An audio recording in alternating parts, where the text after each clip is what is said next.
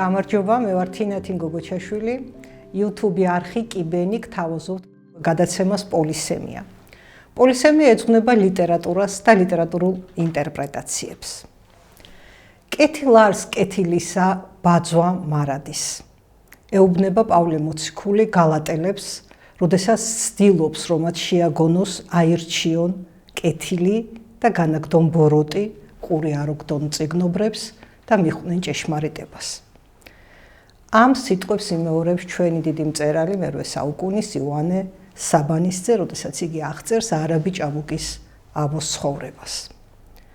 აბო უკიდურესად საინტერესო პერსონაჟია.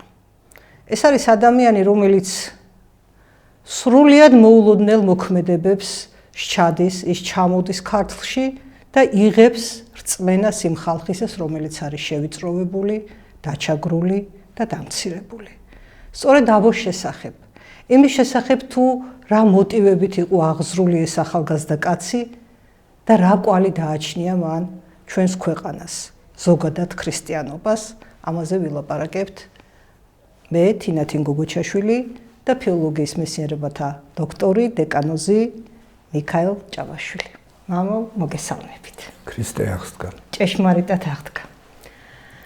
მამა მიქაელ აბო მართლაც ძალიან საინტერესო პერსონაჟია და ვიდრე ჩვენ დავიწყებდეთ საუბარს ამ პერსონაჟზე, ამ პიროვნებაზე, რომელმაც მართლაც საოცარი ღვაწლი მოიღვაწა ჩვენ ქრისტიანებისთვის და ერთგვარად გაუგებარი და საჭოჭმანო საქმე ქმნა მათთვის, ვისაც ვერ შეუცნია, ვერ გაუგია, ვერ შეუთვისებია ქრისტიანობა.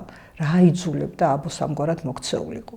ვიდრე ამაზე ვისაუბრებდით, ძალიან მოკლედ მოყვეთ აბოს ცხოვრება, არაბების ბატონობა საქართველოში, თბილისში ზის ამირა, ერთ-ერთი ამირა, რა თქმა უნდა, რომელიც მართავს აღმოსავლეთ საქართველოს და ამ დროს ნერს ერისთავს შეიპყრობენ, წაიყვანენ მას არაბეთში, იქ იგი ჩაждდება საპყრობილეში გარკვეული დროის განმავლობაში, რა თქმა უნდა, როგორც არისტოკრატი იქ არის განსაკუთრებულ პირობებში და მას ემსახურება არაბი ჭაბუკი აბო, რომელიც თავისი პროფესიით არის მენელსაცხებლე მშობლების შვილი და ასე ვთქვათ, შთამომავლობითაც მას გადმოეცემა ეს პროფესია. ის არის სრულიად ახალგაზრდა 16-17 წლის და ნერს ერისთავთან ურთიერთობისას მასში გაჩნდება რაღაცა უცნაური სურვილი. ჯერჯერობით ეს ალბათ იმდენად ქრისტიანობაზე მოქცევის სურვილი არ არის, რამდენადაც ნერსეს პიროვნებით, მისი კეთილშობილებით დაინტერესება, რომელიცაც ხვდება ალბათ აბო, რომ ეს გამომდინარეობს სწორედ მისი რწმენიდან, მისი აღმსარებლობიდან. შემდეგ იგი მოყვება თბილისში ნერსეს, რამდენიმე წლის განმავლობაში ცხოვრობს თბილისში, ისე რომ ვერ ბედავს ქრისტიანობის მიღებას, მიუხედავად იმისა, რომ შესანიშნავად სწავლობს წიგნებს, მაგრამ ვერ ბედავს. ეხლა საგანგებოდ ვამბობ ამას, იმიტომ რომ ჩვენ ამაზე უნდა შევჩერდეთ აუცილებლად. და შემდეგ, რამდენიმე წლის შემდეგ, როდესაც ნერსე კვლავ იძულებულია დატოვოს თავისი სამშობლო, იგი გაყვება ნერსეს, დაიგულებს თავს ხაზარეთში, სადაც იმ დროისთვის ნერსე გადადის, იმიტომ რომ იქ უსაფრთხო გარემოა მისთვის არაბების კონფლიქტების გამო ხაზარებთან და სწორედ აქ იღებს ნათელს. ამის შემდეგ ნერსე მიდის აფხაზეთში, სადაც მას აფხაზთა მეფეს თავაზობს, რომ დარჩეს ამ ქრისტიანულ გარემოში. აბოს თავაზობს, რაზეც ამბობს აბო უკვე უარს, იმიტომ რომ ის იმდენად განამტკიცა ქრისტეს ნათელმა დარწმუნებულია იმაში, რომ უკვე შეძლებს წინააღმდეგეს ყოველგვარ ძლავრებას მასზე, ჩამოდის თბილისში, რამდენიმე წელიწადი მას ხელს არ ახლებენ, მერე შეიპყრობენ ერთხელ მეორედ და ბოლოს მას წამებით მოაკვდინებენ, შემდეგაც მისი წმინდა ნეშტი აღასრულებს სასწაულებს. ესეთია ეს ამბავი. აი რა მიგაჩნიათ თქვენ ამ ნაწარმოებში თავად აბოს პიროვნებაში იმ საკვანძო თვისებად, რომელიც არის ყველაზე უფრო მნიშვნელოვანი და რითაც შეიძლება დაინტერესდეს თანამედროვე ადამიანი, განსაკუთრებით ჩვენი ახალგაზრდები. ახალგაზრდები ალბათ დაინტერესდებიან იმით, რომ სრულიად ახალგაზრდამ 18 წლისა იყო, 17-ისა ან 18-ისო, ესე გვეუბნება ნაწარმოების ავტორი, წამოყვან ერისთავს არა იმიტომ რომ ნერსე ერისთავი მოეწონა და უყვარდა, არამედ ქრისტეს სიყვარულისთვის გამოხვა მასო.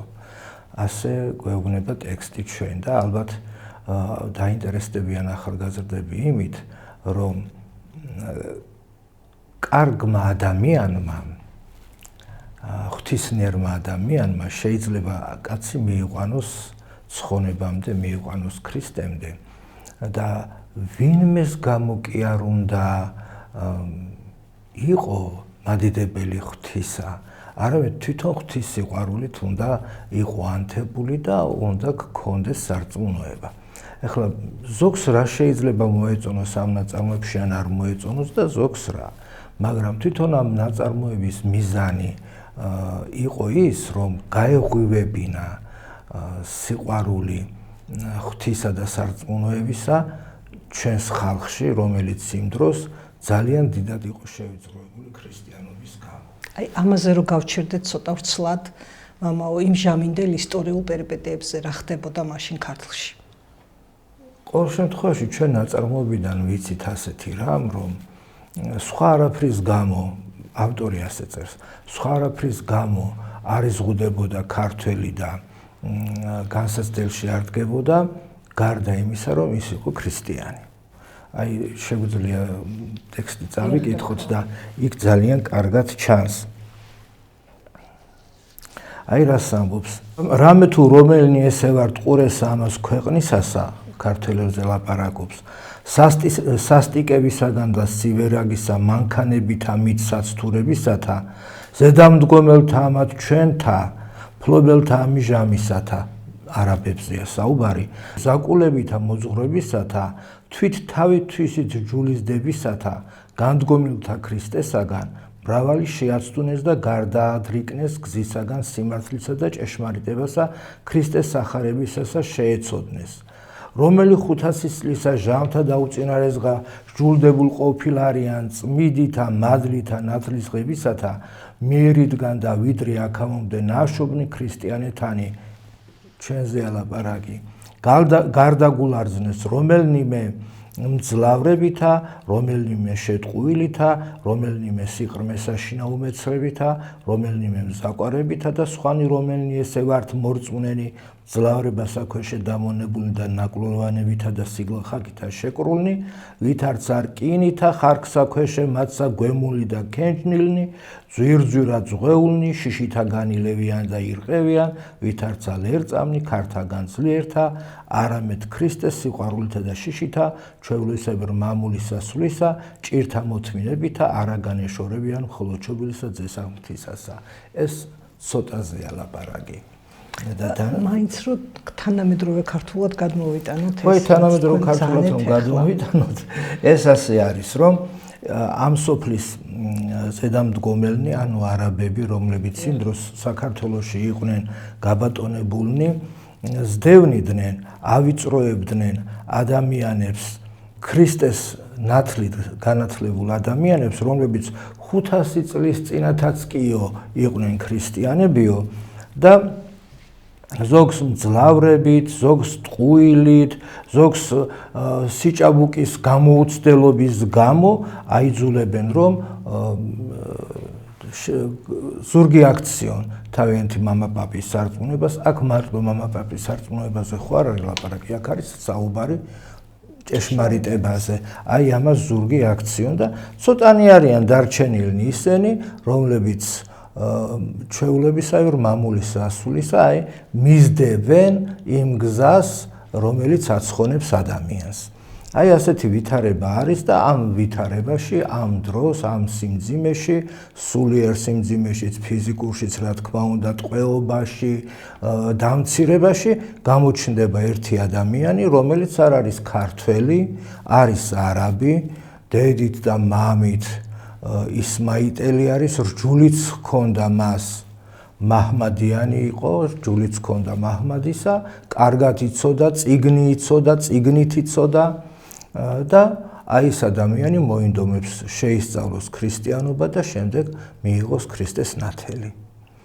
და მაშინ როცა თვითონ ქართველები და ქრისტიანები სხვადასხვა მზაკვარებისა თუ სხვადასხვა განსაცდელის გამო უარს ამბობდნენ ქრისტეს რჯულზე, აი ეს ადამიანი მოდის და აცხადებს, რომ ის არის ქრისტიანი და დაუფარავად დადის.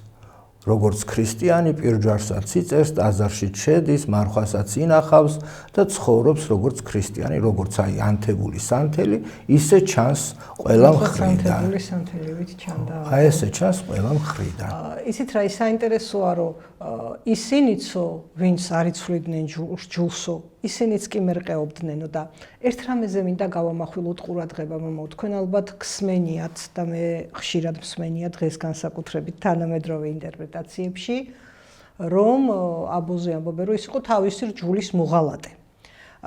რა თქმა უნდა, მე მიჩნდება ხოლმე განცდა, რომ იოანე საბანისძემ ეს წინასწარ განსჭვრედა, იმიტომ რომ საგანგებოდ ამბობს იგი თითქოს, რომ ის იყო აბრამიანიო. ვიღაცა სხვა კი არ იყო, ის იყო აბრამიანიო. ანუ ამით რისი თქმა უნდა, რომ აბო აბრამიანია ვიღაც, ანუ გასაგებია რომ ის მაჰმადიანია, მაგრამ ამავე დროს ის არის აბრაამის შთამომავალი, ხო? იმ კაცის შთამომავალი, რომელმაც აღიარა ერთი ღმერთი საზარელი უღმერთოების ხანაში. აი ამით რისი თქმა უნდა აბოს შესახებ იქნებ სწორედ იმისი, რომ შეუძლებელია აბოს საქციელი ჩაითვალოს ღალატად, რომ ბუნებითი რჯული ყოველი კაცის არის საბოლოო ჯამში ერთღმერთიანობა და ეს ერთი ღმერთი არის ყოვლადწმინდა სამება. მე არ ვიცი და არ ვფიქრობ, რომ იოანე საბანისძეს უნდა რაღაცნაირად ჩვენ წაგვეკითხა მის ნაწარმოებში, რომ აბომ უღალატა თავის რჯულს. ხო, ან ჩვენ წაგვეკითხა ასე. ჩვენ გვდომებოდა, რომ ასე წაგვეკითხა. თუმცა თქვენ როგორც ბრძანეთ, ამაზე ლაპარაკობენ ხოლმე და ის კი არა მაგალითად სკოლებში გაკვეთილებზე, როდესაც სწავლობენ აბოთფილელის სწავლებას, დისპუტიც აქვთ ხოლმე. ზოგიერთი მაგალითად უჭერს მხარს, რომ მან უღალატა სარწმუნოებას, მაგრამ ნაწილი ამბობს, რომ არა, მას სარწმუნოებისთვის არ უღალატია და აქ საერთოდ სარწმუნოების ღალატზეც არც არის ლაპარაკი. აქ არის ლაპარაკი უმეცხრებიდან ჭეშმარიტებაში მოსვლაზე. ამაზე არის ლაპარაკი და თვითონ აბოთფილელი ამბობს ასე და მე მგონი აი ვინც ამ დისპუტებს აწყობს, იმან ყურადღება უნდა მიაქციოს ამ ადგილს. აბოთფილელი ამბობს, რომ ჩემი დედმავიდან და დაძმევიდანო მე გამომირჩია ღმერთმაო. ესე იგი გამოირჩია ღმერთმა, რომ ამ ნათლით ის განათლებული იყო. ასე რომ სად არის აქ ღალატი, როგორ შეიძლება აქ ამას ჩვენ ღალატი დავარქვათ?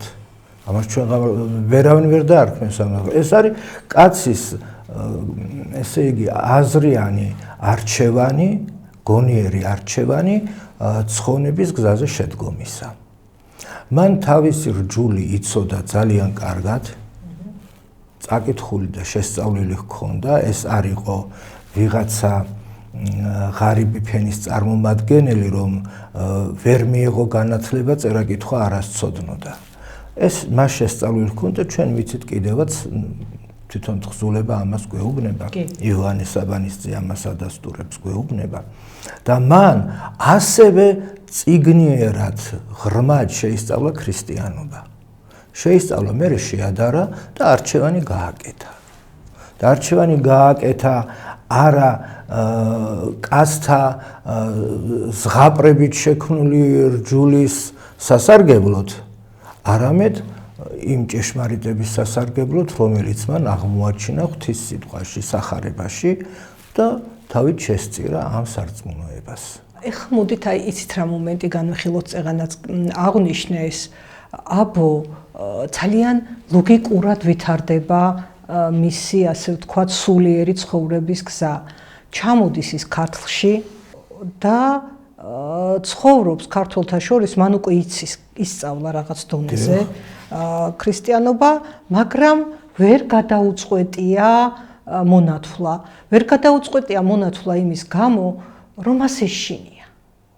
აი ეს მომენტი შევაფასოთ, აბა, იცით რა არის, მე ძალიან მინდა რომ დღეს თქვენ იცით, რომ მიუხედავად იმისა, რომ ქრისტიანობა დღეს არ იდევნება, ჩვენ არავინ არ გვკლავს, ტაძარში არავინ გვივარდება, ჩვენ თავისუფლად შეგვიძლია ვაღიაროთ ქრისტიანობა, მაგრამ რაღაცნაირად წამოვიდა ტენდენცია, რომლის მიხედვითაც აი ეს ქრისტიანული სულისკვეთება თითქოს და ითვლება ერთგვარად ჩამორჩენილობად რაღაცა წრეებში და განსაკუთრებით ცდილობენ ეს მოახვიონ თავს ახალგაზრდებს.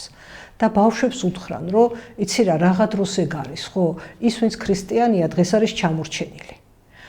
და აი მოდით და ეს მდგომარეობა შევადაროთ იმ მდგომარეობას, რა მდგომარეობაშიც იყო აბო. ცხადია, იქ აბოს სიცოცხლეს ემუქრებოდა საფრთხე, ხო? და მას ეშინია. ამ ჩვენს ბავშვებსაც შესაძლოა ეშინიათ იმისა, რომ ვიღაცა გაკიცხავს, ვიღაცა მათზე იტყვის, რომ აი ეს ჩამორჩენილია, ის ჩვენნაირი არ არის, ის განსხვავებული არის, ის ძალიან ეშინიათ დღეს ბავშვებს, ხო? აი ეს ორი შიში შევადაროთ აბა ერთმანეთს, იმიტომ რომ პრინციპში ამათი თანატოლია, ხო აბო? 17-18 წლის ყნაწილია. 17-18 წლის ჭაბუკი არის. სანამ აი კონკრეტულად აბოზე ვიტყოდეთ, მანამდე მე არ დაგეთანხმებით, რომ ქრისტიანობა არ იდევნება. მთელ მსოფლიოში აღმოჩნდა ახლა, რომ ყველაზე დევნილი სარწმუნოება არის ქრისტიანობა.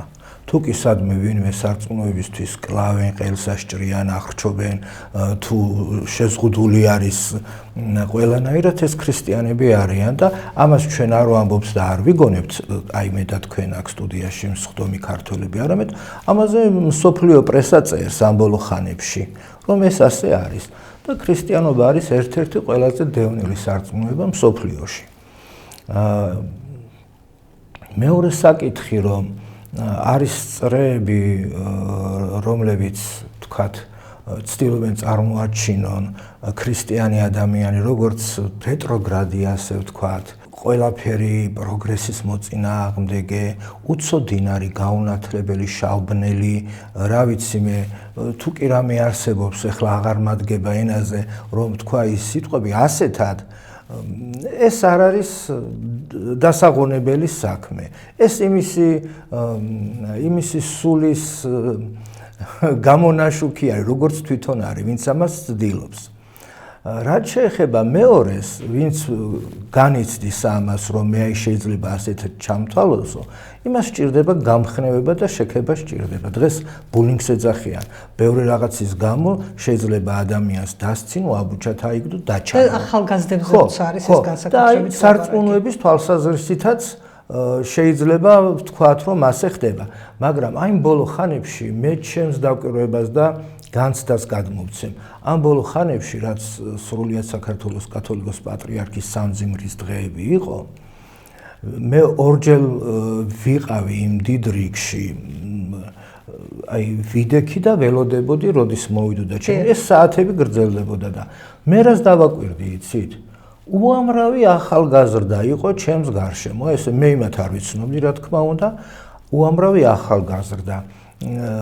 ძალიან პატარა ასაკის მშობლებს მიჰყავდათ და შემდეგ სასკოლო ასაკისა და სტუდენტები და შეიძლება არა სტუდენტებიც ეს ახალგაზრდები აი ესე ჯგუფ-ჯგუფად მოდიოდნენ, იდგნენ წინ, მიიწევდნენ, თავის რიგს ელოდებოდნენ. ზედმეტად არავინ ხმას არ იღებდა და თავის ეხლა რამდენიმე საათი იქ რომ უნდა იდგე, შენ ძალით ვინ მოგიყვანს? არ ისთვის მოხვალ, თუ ეს შინაგანად არ გიბიძგებს, რომ ეს საქმე გააკეთო. მე არ ვიცი თქვენ დაკვირვებული ხართ თუ არა, პატრიარქის გარდაცვალების ამბის შემდეგ ძალიან ბევრი ხალხი მოვიდა ტაძარში. აი ჩვენთან ეხლა ჩვენი ტაძარი იცით თქვენ ძალიან პატარა, ისეთ ადგილზეა რომ საგანგებოდ თუ არ მიხვედი იქ რამე ძალიან გამოსაჩენი ადგილი არ არის და ვერც მოიფიქრებ კაცი რომ იქ მიხვიდე. ამ ბოლო ხანებში რამდენიმე ახალი ადამიანი ნახეთ, მათ შორის ახალგაზრდებიც, სკოლის მოსწავლეებიც და სხვაებიც ახალგაზრდებიც, რომლებიც მოდიან და ამბობენ, აი ჩვენ ამდენი ხანი არ დავდიოდით, ახლა გვინდა რომ ვიაროთ და თუ შეიძლება მოვიდეთ და აღდგომის ღამეს კიდე უამრავი ხალხი იყო, ეზო სავსე იყო, არა მარტო ტაძარი, არამედ მთელი ის ჩვენი ეზო სავსე იყო ხალხით. ასე ამბობენ სხვა ტაძრებშიც. ეხლა ეს გადახვევა იყო, რა თქმა უნდა, ჩვენი ძირითადი თემიდან. მაგრამ აბოს მართლაც ეშინოდა იმ დროს მონათულიყო თბილისში, იცით თქვენ ეს მძლავრება არაბებისა, თვისტომები იქ ჰყავდა, ყველა თვალყურს ადევნებდა, ყველა მიცოდა რომ ის იმიტომ ჩამოვიდა აქ რომ ქრისტიანობით იყო დაინტერესებული. მე ასე ვფიქრობ, ეხლა ტექსტი ამას კი არ გვეუბნება, მაგრამ მე ასე ვფიქრობ. ამიტომ ის თავს იკავებდა და შემდეგ უსაფრთხო ადგილზე მიიღო მან ნათელი ქრისტესი. მოინათლა და როდესაც აფხაზეთში მას აფხაზთა მეფე ეუბნება რომ ჩვენთან დარჩიო, აქ ყველაფერი კარგად არისო, არავინ შენ ხელს არ გახლებსო, ის პასუხად ეუბნება რომ სადღა შემიწყნარე მე ქრისტემან და განმაშორა ჩემგან ბნელი იგი პირველი სამის უმეცრებისა ჩემისა და ღირს ყომე ნათელსა მას მისა, არასა და უარყომე სახელი მისი.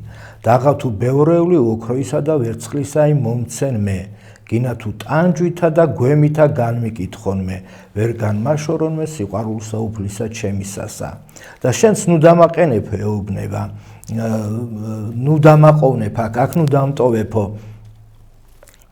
რამე თუ რაიმადლი არს ყოფაი ჩემი აქა, სადა არა არ შიში, არცა სიკვდილი ქრისტესთვის. ესე იგი, იმან იცის რომ ქრისტიანი ადამიანი მუდამ მზად უნდა იყოს, შიში არ უნდა ჰქონდეს სიკვდილისა და ქრისტესთვის თუ მოკვდება, ეს იქნება ქრისტე და სიკვდილი ჩემს შესაძინებელო. აი ეს სიტყვები ხო გვახსოვს ჩვენ არა? ესე იგი შეიძენს ქრისტეს სიკვდილით. აი ესეთი განწყობა აქვს ჩვენ ხედავთ ერთგვარად როგორ ადისის სულიერ საფეხურზე თავიდან შიშობს, ვაი თუ გადამიყვანონ, ვაი თუ მაჯობონ, ვაი თუ ეს ჩემი სულიერი მდგომარეობა გატეხონ, მაგრამ შემდეგ უკვე როდესაც ნაცლება დიახ, თუმცა როგორ მოწონს მას აფხაზეთში, როდესაც ნახა ეს ყველა რაღაც. დიახ, თავისუფლად დადიდებენ. დიახ, ღმერთს და არა აქვთ შიში, მოსწონს ეს, მაგრამ დარჩენა არ უნდა, იმიტომ რომ რამადლი იქნება ჩვენთვის აქ დავრჩეო, სადაც არც შიში და არც დევნა არ არის ქრისტესთვისო და არც სიკვდილი არ არის ქრისტესთვისო.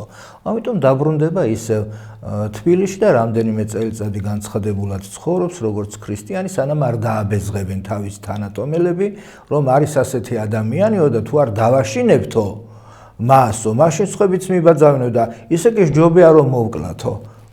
ან უნდა მოვკლათო, რომ არ მიბაძონ მასო სხვებმა, ჩვენიანებმაო.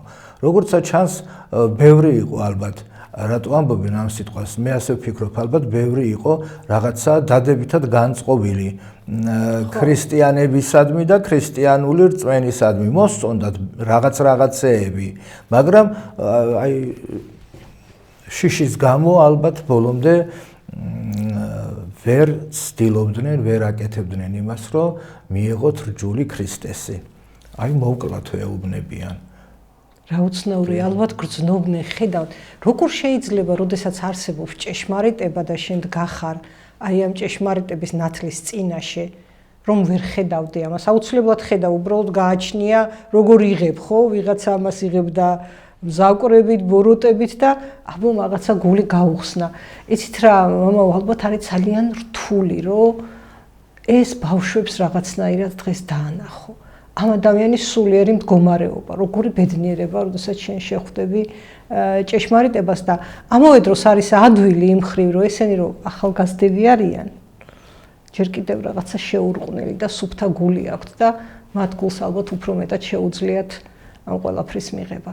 აი, მოდით ახლა ვისაუბროთ მეორე ეპიზოდზე უკვე აბოს შეპყრობაზე და მის წამებაზე. ანუ ადამიანი, ცოცხალი ადამიანი ხორჯში მყოფი დგება საშინელი განსასწრების წინაშე, მან უნდა გაუძლოს. აი ამაზე ვისაუბროთ, როგორ დადგა იგი, თვითონ აი შინაარშიც შეგიძლიათ უფრო მეტად შეხვიდეთ, მოყვეთ ეს ამბავი და შემდეგ უკვე ახლა მოსაყოლი იმდენად ბევრი თითქოს არც არაფერი არ არის, მართლაც დადგა ის დრო, როდესაც მან იგრძნო, რომ მოუწევდა სიცოცხლის გაწირვა და არჩევანის წინაშე დააყენეს კიდევაც ის ამირა ეუბნება, რომ ახალგაზრდა ხარო შენ თავის შეიბრალე, თუ ფული გაკლია, ფულს მოგცემთო, თუ თანამდებობა გინდა, თანამდებობას მოგცემთო, კარგ ცხოვრების კარგ პირობებს შეგექმნით, ეუბნებიან. ზოგი დასცინოდა იმის გამო, რომ მან ქრისტიანობა მიიღო, ხო იყო ესეც არა მის ცხოვრებაში. ზოგი ყვედრიდაო, უფრაზდებოდა და კიცხავდა, ზოგი ტკბილი სიტყვით ეუბნებოდა, რომ დაბრუნებოდა თავისი მამაპაპის რჯულს. მაგრამ მას გადაწყვეტილება ჰქონდა მიღებული, რომ ქრისტესთვის სიკვდილიც არ ეშინოდა. აი აფხაზეთის მეფეს ხო უთხრა, რა არისო აქ არც დევნა და არც სიკვდილი ქრისტესთვისო. ეს უკვე გადაწყვეტილება იყო, ის აშკარად ქრისტიანი იყო და ყველაფერს აკეთებდა იმისთვის, რომ არც ერთი, ვთქვათ, ნაბიჯით გვერდზე არ გადაეხვია იმ სამეუფო გზისაგან, რომელსაც ის დაადგა. თავისთავად ცხადია ეს არ არის ადვილი, რომ იცი რომ სიკვდილი გელოდება და მტკიცე იყო, ეს ყველას ხვედრი არ არის. თავში რომ წავიკითხეთ, ზოგი მძლავრებით გარდა გულარძნესო, გადაიბირესო, ზოგი ტყუილით და ასე შემდეგო, ხო? ისინიც ხო ქრისტიანები იყვნენ, იმათაც ესმოდათ სარწმუნოების ძალისა და მადლის ამბავი, განდრეკის საშინელებაც იცოდნენ რა არის, ესე იგი, რჯულიდან გადასვლის საშინელებაც იცოდნენ რა იყო, მაგრამ მათ ვერ გაუძლეს ამას. ვერ იყვნენ მტკიცენი, მაგრამ აი აბო ღვთის მადლით გამტკიცებული უშიშრად მიდის, აი თუ გავიხსენებთ რომ გამოიყვანეს იგი უკვე და მიდის და ამბობს ნეტარ არიან უბიწონი გზასა, რომელენა ჯულსა უფლისასა და უყურებდაო თავის თავს, როგორც ადამიანი, რომელიც უყურებს ცხედარს, რომელსაც მიასვენებენ. აი თავის თავს ასე უყურებდა. დიახ, აი ასე უყურებდა, აი როგორ მოიფიქრა რა ავტორმა ეს შედარება, როგორ გააკეთა და მაგრამ ეს არაფერი არ იყო მისთვის. ის მიდიოდა, იცოდა რომ ის ბოლომდე უნდა მისულიყო სადღაც იმ ადგილამდე, სადაც თავს დაადებინებდნენ, თქვათ, კუნძზე და მოჰკვეთავდნენ. და თვითონ ეს როგორი საოცრად მეტყველია, როგორ კვეთენ მას თავს. იცით რა მამო, აი თქვენ ახლა როგორც მოძღვარს აქამდე, ახლა თქვენ მაინც უფრო რაღაც უფრო როგორც ფილოლოგს ისე გესაუბრებით და შეგვიძლია ჩვენ ვუთხრათ იმავე ბავშვებს, ადამიანებს თუ ეუბნებით თქვენ ამას, რომ საბოლოო ჯამში რწმენა ეს არის გადაწყვეტილება. გადაწყვეტილება იმისა, რომ შენ თქვა, რომ მორჩა, მე ვდგავარ ამ გზაზე და ამ გზიდან ვერაფერი ვეღარ გადამეყვანს იმისთვის, რომ მიიღო შეძენა. შეიძლება ასე თქმა. აი აბოს მაგალითზე.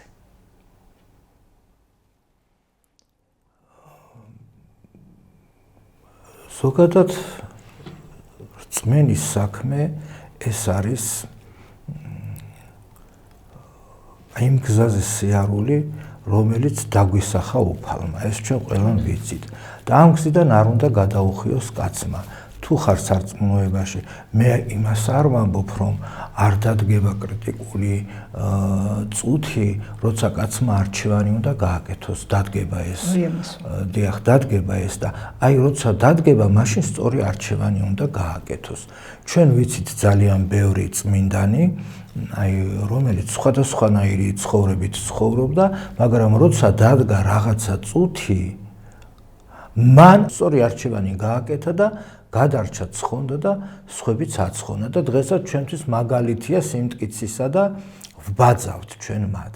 აი როდესაც მოწამე არის, მოწამეზე რომ ვისაუბროთ, აი სანამ განგმირავენ, ან თავს მოჰკვეთენ, ან რა ვიცია, მოაკვდინებენ, მანამდე მას ხო აქვს იმის საშუალება, რომ გადათქვას და თავი გადაირჩინოს. აი ამასთანავ ხო იცით მარტის გონი 22-ში 40 მოწამის ხსენება იყო. 40 სებასტიანელი მოწამის ჩააყენეს ყინულიან ტბაში, გვერდზე ახლოს ნაპირზე დაანთეს ცეცხლი და გამართეს აბანო და ეუბნებიან, რომ აი თუ გინდათო, დაგმეთო ქრისტეო, ამოდითო, შედით, გათვლით და გადარჩითო. ერთმა ვერ აიტანა ეს სიცივე, გამოიქცა და შევიდა აბანოში. და ამ დროს მცველმა, რომელიც ნაპირზე იდგა, დაინახა, რომ ზეციდან ჩამოდის 40 გვირგვინი. ეს რა თქმა უნდა ხელით გაკეთებული გვირგვინები არ იყო, ზეციური გვირგვინები იყო და მან ეს დაინახა. მაგრამ ერთი ადამიანი აკლია იქ, 39 არის და ერთი აკლია. დაყარა თავისი იარაღები, მეც ქრისტიანი ვარო, შევიდა მასთან ერთად დადგა და მიიღო ის გვირგვინი. აი ესეთი წუთი არსებობს და მაშინ აი სწორი არჩევანი უნდა გააკეთოს ადამიანმა. როცა სწორ არჩევანს აკეთებს, ესე იგი ცხონების გზაზე და ცხონდება ის ადამიანი. ყველას ეს რა თქმა უნდა არ შეუძლია. აი ჩვენ შეიძლება ვილაპარაკოთ, აი ჩვენ ესეთ რა კარგები ვართ, როგორი სარწმუნოება გვაქვს და ჯვარი გწერია და დაგვიდგეს ასეთი მდგომარეობა, ვინ იცის რა არჩევანს გააკეთებს ადამიანი. ვინ იცის, არავინ არ იცის. მაგრამ ღმერთს ვევედრებით. თან შეიძლება ესეთი აშკარაც არ იყოს ეს წუთი, ხო? კი, რა თქმა უნდა. ისე გასხტეს, რომ ვერც მივხვდეთ და მერე მივხვდეთ იმას, რომ არასწორად მოვიქეცით. თუ რა თქმა უნდა მე სინანულის დრო გვექნება, ეგ თქვათ უკეთესი. ეს აბოთფილელი ადამიანი არის, რომელიც ამ გზას რო დაადგა, მიდის ღვთის კურთხევით, დიდი მადლით, სიყვარულით, თავდადებით, რომ ბოლომდე სასუფეველის კარამდე მივიდეს და დაიმკვიდროს ნათელი ქრისტესი. 118 ფსალმუნიც, რომელსაც ის კითხულობს, აი მთლიანად ამაზე არის. მთლიანად ამაზე არის და აი თითქოს ეს მისი სულიერი ცხოვრების გზაც არის. დავით წინასწარმეტყველმა კი დაწერა, მაგრამ აბუ ამას რომ იმეორებს, თან ყოველი მუხლის შემდეგ იტყოდა, მომიხსენე მე უფალოდეს მოხვიდეს უფევითა შენითა. ეს არის მისი სულიერი ცხოვრების გზაც. ნუ ამ სიმტკიცემაც ჩაადენინა გმირობა სულიერი და ვიცით ჩვენ რომ აი ესე ნათლისღების დღეს ბედნიერად სისხლითაც ნათელი იყო, ასე ვთქვათ.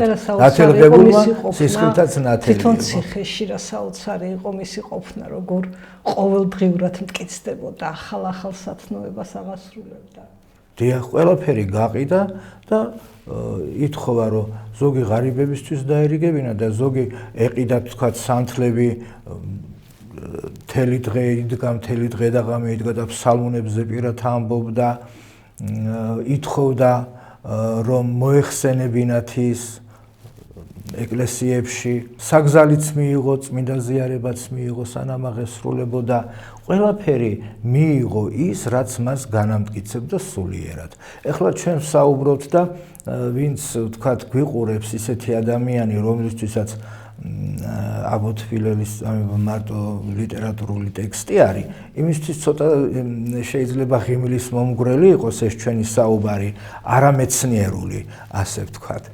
მაგრამ როდესაც აბოზე ვლაპარაკობთ, აბო მარტო ის პორტრეტი არ არის, რომელიც აქ გვაქვს დახატული, ან ის ეპითეტები და შედარებები, რომლითაც ვიგებთ, როგორი არის მისი სული სიმტკიცე და ასე შემდეგ.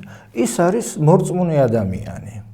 და ამ სარწმუნოების გარეშე თუ არ გაითვალისწინე ეს მომენტები, შენ ვერ გაიგებ, რა რჯიდა ამ ადამიანს, რომ წავიდა და ესე გაწირა თავის სიკვდილისათვის. ყველაფერს აპირდებოდნენ, არაფერს არ დააკლებდნენ, მაგალითათაც დასახავდნენ თანატომელებში. ალბათ ამირას ძალიან უნდოდა, რომ ის კი არ მოეკლა, არამედ კვლავ უკან გარდაექცია ეს ერჩივნა. ეგ უნდა ეგ ერჩია. სამაგალითო იქნებოდა. ვეღარ მოერია. ვერ მოერია, ვერაფრით ვერ გატეხა და გადაწყვიტა, რომ აღარ უნდა ეცოცხლა მას, რომ სხვას არ მიებაძა. თორე თუ გადაიბირებდა, მაშინ ხო საერთოდ ბედნიერი იქნებოდა, იმიტომ რომ მრავალი ადამიანი დარწმუნდებოდა იმაში, რომ კაცი სუსტია და ისევ მამა პაპის რჯულზე ყოფნა ჯობია, აი რა რჯულზეც. აი ნახეთ ახლა როგორ არის, ჩამოდის უცხო ტომის ადამიანი. ქართველები არიან ესეთ მძიმე მდგომარეობაში, მაგრამ აქ არის მაინც ვიღაც ან რაღაც, რაც იზიდავს აბოს, რამაც დაიმსახურა აბო. ის რო ის ჩვენთან ჩამოსულიყო და მე გამოვყოფდი სამ პერსონაჟს და თითოეულზე მინდა რომ თქვენი აზრი გამიზიაროთ. ეს არის სამუელ ქართლის კათალიკოსი, რომელიც იმდენად ღრმად ფიქრობს მომავალზე, რომ პოულობს იოანეს, რომელსაც ეუბნება, რომ შენ ეს უნდა აღწერო, იმიტომ რომ ჩვენ ქართველებს ეს გვჭირდება. თავად იოანე, რომელიც არის, ну არ ვიცი, რა ქება უნდა ვკადროთ იოანეს, როგორი მწერალი და ეს ჩვენი საოცარი წმინდანა ჩერაცხილი ნერსე ერისთავი, რომლის პიროვნებით დაინტერესდა ჯერაბო და იქიდან მივიდა მერე უკვე სარწმუნოებამდე. აი ამ სამ პერსონაჟზე რა სიტყვით თქვენ ჩვენი ერის ისტორიაში რა ფუნქციას ასრულებენ ისინი? მე ასე ვიტყვი, რომ ნერსე ერისთავის ცხოვრებაში რომ არ დაენახა ალბათ აბოთფილოს, ჩვენ ამის შესახებ არაფერი არ გვაქვს, აი ხელჩასაჭიდი ვერაფერს, მაგრამ რომ არ დაენახა ნერსე ერისთავში ქრისტიანული ცხოვრების სიდიადე და უბრალოება და სიწმინდე, აბოთფილოს საიდან უნდა მოსულა და თავში აზრად, რომ წამოსულიყო საქართველოში, შეესწავლა სახარებ, წმინდა წერილი შეესწავლა და მერე ნათელეღო. ესე იგი, მან მისცა ის თვითონ როგორც ადამიანმა თავისი ცხოვრებით მისცა და ალბათ ადამიანური დამოკიდებულებით რაღაცა ის, რომელმაც აღძრა მასში გადაწყვეტილება, რომ ქრისტემ მას მოუწოდა, რომ წამოსულიყო იქიდან და სიწმინდეში შესულიყო. ეხლა რაც შეეხება სამუელ ქართლის კათალიკოსს, მაშინ ხო არ იყო ეს მასობრივი ინფორმაციის წყაროები, გაზეთი, ტელევიზია, ინტერნეტი, არაფერი, დეპეშა და ეხლა დეპეშა ალბათ არც იციან, მაგრამ ჩვენ ხო ვიცით დეპეშა უცებ ჩადიოდა ხოლმე შედარებით უფრო სწრაფად. მოკლე ტექსტური შეტყობინება. მოკლე ტექსტური. არ იყო ეს არაფერი. როგორ უნდა გავრცელებულიყო და დარჩენილიყო საზოგადოების გონებაში აბოს ღვაწლი, მისი სახელი, ისე რომ უნდა შექმნილიყო მისი ცხოვრება, რომელსაც თავის დროზე, ანუ მისი ხსენების დღეს წაიკითხავდნენ ტაძრებში. ეს განამტკიცებდა კიდევაც ადამიანებს, ჩვენ ქართველებზე გვაქვს ლაპარაკი სარწმუნოებაში და ამავე დროსაც არ დავიწყებდა იმ ადამიანის აბოთვილელის ღვაწლს არა მარტო ღვთის წინაშე, არამედ თვითონ ჩვენი ქვეყნის წინაშეც. რაც შეეხება თვითონ იოანე საბანიძე თავისი ნაწარმოების დაწერის მიზანს თვითონვე გადმოგვცემს. აი ტექსტში ჩვენ ვკითხულობთ ასეთ რამეს.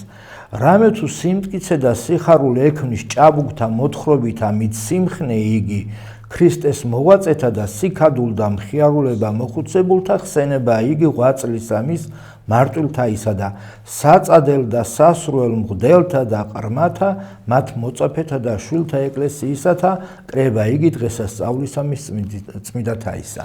და აი ამიტომაც რომ ჭაბუკებსაც, მოხუცებსაც, მღვდლებსაც, ყველას ჰქონოდათ სიხარული და სიმტკიცე, დაიდებოდა ეს წიგნი, ეს თხზულება, ცხოვრება, წამება აბოთვილელისა, რომელსაც თავის დროზე წაიკითხავდნენ და გამხნევებულები კვლავაც სამეუფო გზაზე ევლიდნენ, სიწმინდით იცხოვრებდნენ.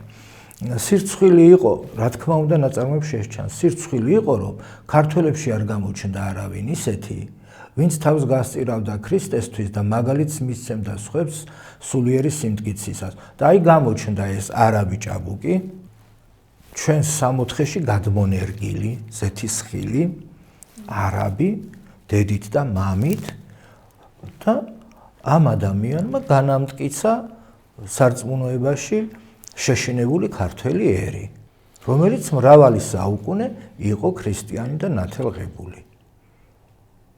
აი ეს იყო დიდი დამსახურება სამუელ ქართლის კათალიკოსისაც, რომელმაც დაავალა ზუსტად ადამიანს, რომელიც პირადად იცნობდა აბოს და ალბათ იცოდა კიდევაც როგორი წერული შესაძლებლობები ჰქონდა. იოანეს, რომელმაც მიუდგომლად აღწერა აბოს წამება, ცხოვრება და წამება და ბოლოს დიდებულად შეასხა კიდევაც ხოტბა ამ ჩვენს დიდებულ მოწამეს. და ნერსესი კი ის, რომ მან შთააგონა, აერჩია ქრისტიანობა, შეესწავლა ქრისტიანობა და უპატრონა მას სულიერ გზაზე. აი ეს დიდი დამსახურება არის, ჩემი თვალსაზრისით, ეს დიდი დამსახურება ამ სამივე პიროვნებისა, იმ საგნის ირგვლივ, რომელზეც ჩვენ ვსაუბრობთ დღეს. და მამაო, აუცილებლად მინდა დღეს ვისაუბროთ ჩვენ სასწაულის მნიშვნელობაზე. ქრისტიანულ, ასე ვთქვათ, თუნდაც ქართულ აგეოგრაფიაში, იმიტომ რომ სამი სასწაული აღწერილი აბოს აღსრულების შემდეგ. ერთი არის რომ ის, როდესაც ის დაწვეს, მისი სხეული საგანგებოდ დაწვეს არაბებმა იმისათვის რომ მოვლენო ეხლა ისინიო გაიტანეს მისი სხეული და დაწვეს საგოდებელზე, ანუ სასაფლაოზე. ჩვენ ვიცით ეს რა თქმა უნდა, რომ ვაი თუ მოიპარონო ქრისტიანებმაო და მის წმინდა ნაწილებსო პატივი მიაგონო და ამითიო ეს ამბავიო გავრცელდესო. დაწვეს და მერე აიღეს ეს შეკრეს რაღაცა ტომარაში და ჩააგდეს მტკვარში და სამი სასწაული მოყვა. ეს მიწა გურნავდა, სადაც დაწვეს. მეორე დღეს ვარსკვლავი ჩამოვიდა და დაადგრა მტკვარს და მესამე დღეს უკვე თავად მტკვრიდან ამოვიდა ნათლის სვეტი და გაბრწყინდა. აი, იქნებ რამდენიმე სიტყვით ვთქვათ, რა არის ზოგადად სასწაული, რას ნიშნავს სასწაული და რა არის მისი დანიშნულება.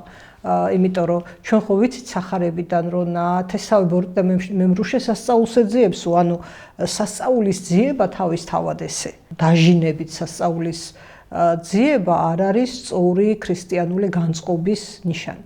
აი ამასთან დაკავშირებით რა სიტყვით, აი ამ სასწაულებიდან გამომდინარე. ჯერ პირველ რიგში თუ აბოს წამებაზე ვილაპარაკებთ, აქ არავის სასწაული არ მოუთხოვია. ასე ვთქვათ, არავის არ მოუთხოვია სასწაული. ეს მოხდა იმიტომ, რომ დაედასტურებინა უფალს დაედასტურებინა მისი სიწმინდე და ასე ვთქვათ, ის რომ გვირგვინი დაიდგა ნათლისა აბომ, ჯერ ზევიდან ჩამოვიდა ნათლის, უпростоრად კაშკაშებდა ვარსკვლავი და თვითონ ამირაც ხედავდა ამასო და არაბებიც და მიდიოდნენ და რომ მიდიოდნენ, ზევით ადიოდა მე ვარსკვლავი. ესე იგი, ეს მათაც მიეცათ. მათაც მიეცათ და დაინახეს. დანახვის უნარი, მასთან ზიარების უნარი არ მიეცათ. ქვევიდან ამოდიოდა შემდეგ მეორე დღეს, ქვევიდან წყლიდან ამოდიოდა, როგორც ელვაო ისე ხო კაშკაშებდაო, სვეტიო, ნათლისაო და ანიშნებდა, რომ იქ იყო, ქვევით იყო მისი ნაწილები, აბოს ნაწილები, გუდაში გამოკრული, ტყავის გუდაში გამოკრული და ჩაყრილი. და ხალხი მიდიოდა, ვინც გაიგო რომ ეს ამბავი მოხდა, მირბოდნენ, იქ აღწერილი არის კიდევაც როგორ კოჭლები მირბოდნენ, ქალები დიახ, მოხუცები განჭაბუკდნენო და ესე ლამაზად არის ძალიან აღწერილი, ყველა მირბოდა იქით, ზოგი საკმევლითო, ზოგი სანთლითო და ვინც ავადმყოფი იყო, იმ ადგილს, სადაც სისხლი დაიღვარაო, იცხებდნენ და განიკურნებოდნენო. ესე იგი, ადამიანი შიში დაკარგეს. ის შიში დაკარგეს, რის გამოც ისინი უარს ამბობდნენ საკუთარ სარწმუნოებაზე. და აი ასე მივიდნენ ხილულად და კურნებაც მიიღეს და დაადასტურეს კიდევაც, რომ ისინი თაყვანსაც სცემდნენ ქრისტეს მოწამე აბოს. ამით, რა თქმა უნდა, ისინი მარტო აბოს სიყვარულს არ გამოხატავდნენ და რწმენას მისი დიახ სასწაულთ მოქმედი თქვათ სისხლის თუ ნაწილების მიმართ, არამედ უფლის მადლობლები იყვნენ და თავიანთ ქრისტიანობას ამით ადასტურებდნენ. აი, მე ასე ვხედავ ამას, ხოლო რაც შეეხება თვითონ სასწაულებს, ჩემი აზრით ქართულ აგეოგრაფიაში ძალიან ბევრი სასწაული არ აქვს. აი, არის ნაწარმოებები, ვთქვათ, ბიზანტიური სხვა, სადაც უამრავი სასწაული არის. უამრავი სასწაული. თან ძალიან დაშორებული ბუნებრიობასთან. შეიძლება იცით რა, ჩვენა ვართ დაშორებული იმ მდგომარეობას, რა თვალსაზრისთა და სარწმუნოებითაც უყურებდნენ ის ადამიანები, რომლებიც აღწერენ ამ სასწაულს.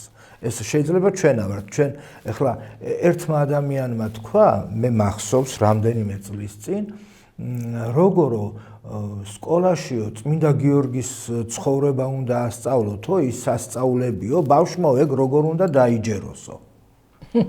ხო, აი ამ პერიოდის, ამ ეპოქის ადამიანები ასე მსჯელობენ.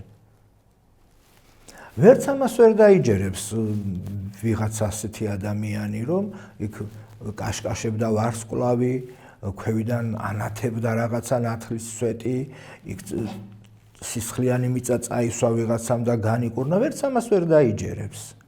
რა თქმა უნდა. დიახ, მაგრამ მე დარწმუნებული ვარ ავტორებმა რაც დაინახეს და აღწერეს ეს ყველაფერი ხდებოდა. წინააღმდეგ შემთხვევაში აი როგორ უნდა განთქმულიყო სახელი ამა თუ იმ წმინდანისა. რანაირად უნდა განთქმულიყო. აი მაგალითად წმინდა შუშანიკი რო გავიხსენოთ. ერთ სპარსქალს უთხრა, რომელსაც ჰქონდა კეთრი, წადი იერუსალიმში გამბორების სამობაო, წადი იერუსალიმშიო, ილოცეო და განიკურნებიო. წავიდა, ილოცა, განიკურნა, დაბრუნდა და მადლობა გადაუხადა. მერე მოდიოდნენ, უამრავი ადამიანი მოდიოდა და მიეცემოდა თო უშვილოთა შვილიო. ხო? ესე იგი უშვილოები იკურნებოდნენ. ეს რომ ასე არა ყოფილიყო, რა რჯიდა მაგალითად იაკობ ხუცეს რომ ეს ამბები დაეწერა. რომელიც არის საშილად ობიექტური ადამიანი. ადგებოდა და სხვა რამეს დაწერდა. სხვა რამესაც მიამატებდა, ასე ვთქვათ. მიამატებდა სხვა რამეს. გაცილებით დაუჯერებას. კი, რაღაცას ისეც. ეს საჭირო არ არის. აქ ავტორებისთვის ეს საჭირო არ არის. არც იმ წმინდანის განდიდებისთვის არის საჭირო, ვის სასწავლებსაც აღწერენ. უბრალოდ ქართული აგიოგრაფია ჩემი აზრი არის ასეთი, რომ ისეთი როგორ გითხრათ, აი ისეთი ობიექტური არის, ზედმიწევნით არის აღწერილი ყველაფერი ზუსტად. აი გრიგოლ ხანძთელის ცხოვრებაში არის, საიდან დაწერეს გრიგოლ ხანძთელის ცხოვრება? მერჩულებს, აი მოსწავლებისაგან და მოსწავლეებისაგან დაწერა. ხო? გრიგოლ ხანძთელის მოსწავლის და მოსწავლეებისაგან. ზოგმა გადმოცემით იცოდა არც ენახა გრიგოლი. მამა გრიგოლი არც ენახა, მაგრამ მათ გადმოცემით იცოდნენ მისი მოსწავლეებისაგან, რომ ასე და ასე ხდებოდა და ყველაფერი ეს ჩაწერა, გამოიძია, შეაგროვა და თავის ნაწარმოებში აღნუსხა და არ დაკარგა. არც იქ არის ძალიან ბევრი ისეთი სასწაული, ხო, დაუჯერებელი და ზოგადად მე აღნიშნა, რომ არც ერთი სასწაული დაუჯერებელი არ არის. ის მოხდა და იმიტომ შევიდა იმ ნაწარმოებში, იმ ცხოვრებაში თუ წამებაში, თორე მაშინ ფანტაზიას საზღვარი არ აქვს და ძალიან ბევრი რამის დაწერა შეიძლებოდა. და რა არის მიზეზი ამისი? ეხლა მიზანი ამისი რა არის? ის რომ თქვათ ჩვენ ვირწმუნოთ იმ ეპოქაში როცა ეს იწერებოდა, მე დარწმუნებული ვარ ყველა იყო მორწმუნე. აი ჩვენ რო ვართ ესეთები ხო არ იყვნენ?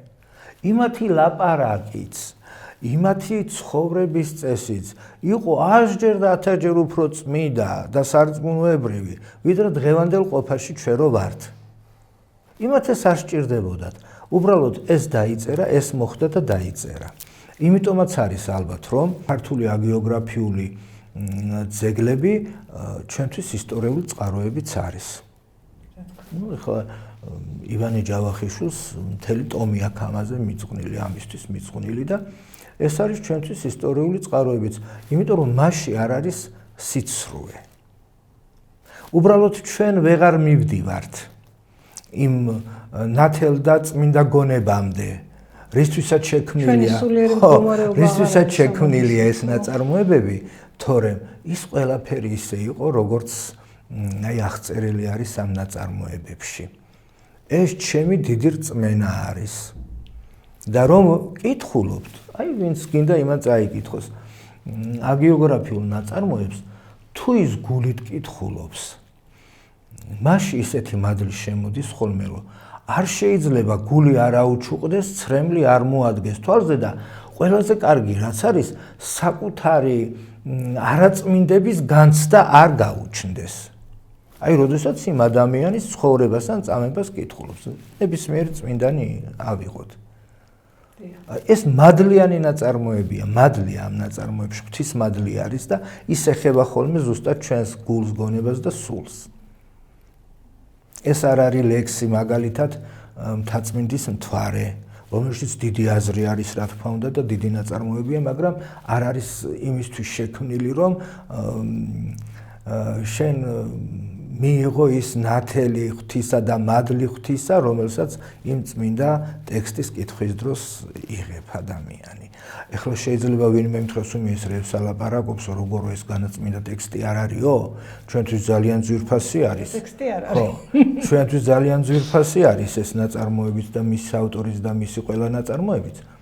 მაგრამ დანიშნულება აგიოგრაფიული თხზულებისა ნაწარმოებისა სულ სხვა არის და აი ის ნაწარმოებები, რომლებიც აგრეთვე ჩვენზე მოქმედებენ სასიკეთოდ, იმათი დანიშნულება სულ სხვა არის.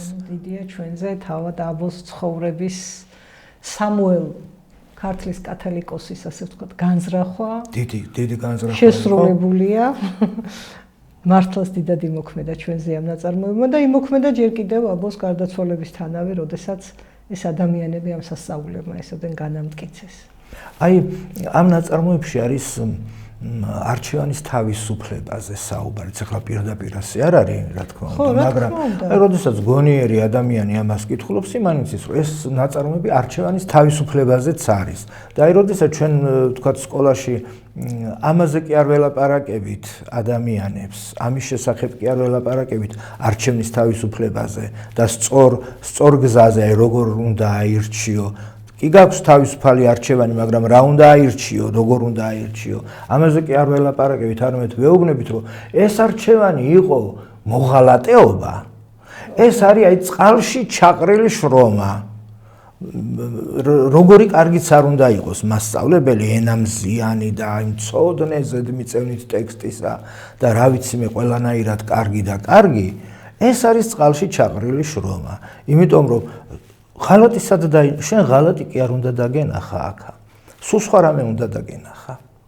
იმიტომ ამისთვის დაიწერა ეს ნაწარმოები. დიახ, მართლაც წარმოუდგენელი აბოს ღვაწლი და ჩვენ მადლობა უნდა ვუთხრათ მას.